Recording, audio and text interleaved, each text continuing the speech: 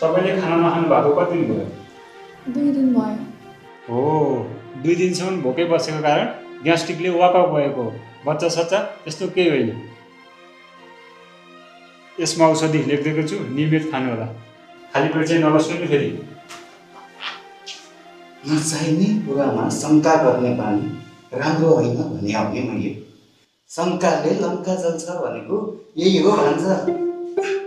ओहो, म हस्पिटलमा छु भन्ने कुरा कसरी थाहा पाएर भेट्न आयो हो गाँठी? जनलाज हुन्छ भनेर कसैलाई नभनौँ भनेको बिरामी नै भेट्नु पो आएछ नि त। हामी कहाँ तल भेट्न आएको त? मलाई भेट्न आएको होइन रे, अनि कि देउसी खेल्न आएको त सबैजना मिलेर। अनि मङ्गलले तिमीलाई त बिहानैदेखि खोजेको, गाउँमै थिएनौ। एक्कासी हस्पिटलमा देख्छु त, कतै लड्यौ कि के हो?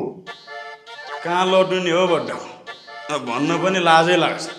हिजोदेखि फेसबुकमा एउटा मायालुसँग लभ परेको, खुसी भएर बिहानै भेट्न गएको,